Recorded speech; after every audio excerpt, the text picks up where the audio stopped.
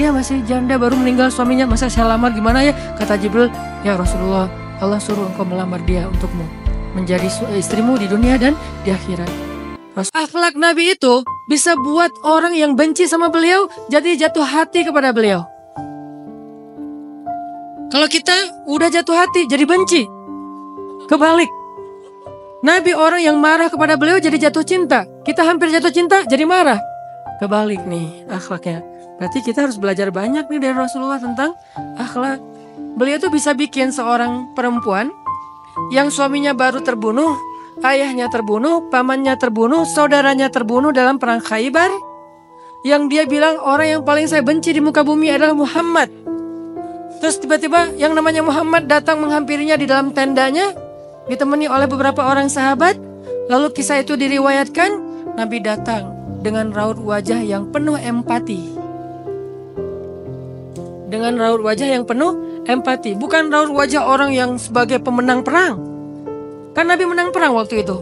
Sebagai seorang tuan, bukan. Yang empati. Yang kayak sahabat banget gitu. Datang Nabi duduk di sebelah Sofia. Sofia diam aja, marah banget. Cuma dia gak bisa ngapa-ngapain karena dia berstatus tawanan perang. Mau gimana coba? Mau dia tusuk? Gak bisa, dia sendiri. Dan dia takut bahwa dia akan diperlakukan seperti umumnya orang memperlakukan tawanan perang. Karena dia belum paham, belum kenal Rasulullah. Dia kaget ketika Rasulullah SAW minta maaf sama dia. Kaget, gak ada cerita orang dalam perang yang menang minta maaf kepada yang kalah. Ada gak cerita kayak gitu? Gak ada tuh. Yang menang minta maaf sama yang kalah. Maaf ya, kami menang. Jangankan perang, sepak bola aja susah nyari yang kayak gitu kan ya. Ini akhlak nih untuk kita teman-teman di Bandung dengan Persibnya, nanti di Jakarta dengan apa Jakarta teh? Persijanya. Nanti yang menang siapapun yang tanding, maaf ya menang. Dari mana lo akhlak kayak gitu? Rasulullah. Karena yang itu lebih serius loh daripada bola. Bola kan cuma permainan, entertain, olahraga kan. Gak seserius perang. Perang itu serius. Kalah itu meninggal artinya terbunuh. Kalau kita kalah paling ya kurangnya apa? Gak dapat skor gitu, gak dapat poin. Kalau itu kalah terbunuh. Nabi datang minta maaf dengan ekspresi empati yang tinggi, yang dalam. Nabi itu kayak ngerasain banget perasaan Sofia. Minta maaf, menjelaskan. Sofia, maaf ya, aku ikut turut berduka atas wafatnya ayahmu, suamimu. Sofia marah banget. Terus Nabi menjelaskan apa yang terjadi. Aku tuh udah ngasih kesempatan agar kita gak usah berperang, tapi mereka terus menyerang. Maaf ya, ngejelasin lagi. Maaf ya, ngejelasin lagi.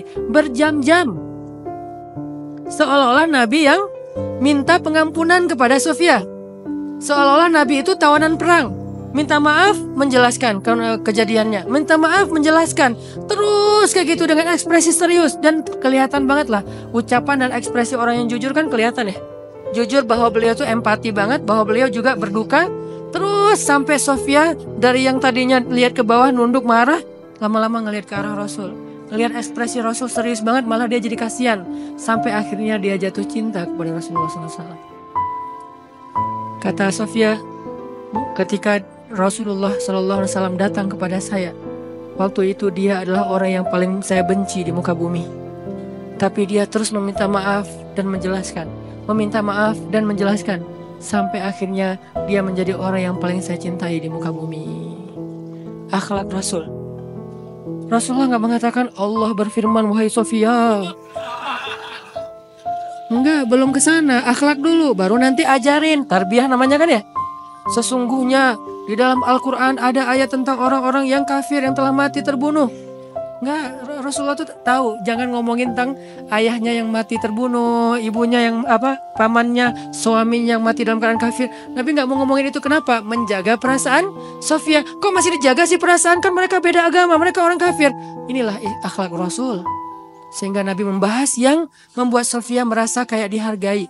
Sebagai seorang janda, sebagai seorang perempuan, sebagai seorang yatim, sebagai seorang tawanan. Sehingga dia takjub dengan akhlak Nabi. Akhirnya dia cerita, ya Rasulullah, belum beriman udah manggil, ya Rasulullah, saya pernah bermimpi bahwa dalam mimpi saya melihat ada rembulan di atas kota Madinah. lalu jatuh ke pangkuan saya. Jibril turun bilang ke Rasulullah, apa maksud dari mimpi itu? Tahu nggak Rasulullah apa maksud mimpi? Apa Jibril? Maksudnya rembulan itu kamu. Maksudnya dia akan jadi istri kamu di dunia dan akhirat. Rasulullah langsung, aduh gimana ya?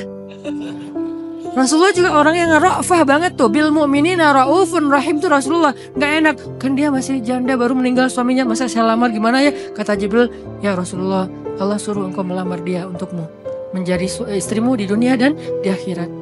Rasulullah dengan gak enak hati mengatakan, Sofia, aku ingin melamar kamu. Sofia, gimana ya? Itu mah cewek ya. Saya mencoba untuk menghayati kisah ini dari angle cewek elegan ya, bukan cewek biasa. Oh boleh nggak apa-apa sih, gue sih yang enggak. Cewek elegan, cewek terhormat, cewek yang soleha walaupun belum beriman, pasti dia nggak akan bilang Alhamdulillah, Masya Allah, A-nya panjang gitu kan ya. Terus pakai emoticon berderai-derai, enggak. Dia terhormat. Dia akhirnya, saya terserah gimana baiknya aja. Menikahlah Nabi dengan Sofia. Modalnya apa? Akhlak. Bukan mahar yang besar, bukan akun sosial media followersnya paling banyak, bukan eksistensi, bukan gaya-gayaan, bukan datang bawa mobil mewah, datang bawa akhlak. Ini kayaknya modal kita belajar juga nih, gimana cara ngelamar calon istri, akhlak.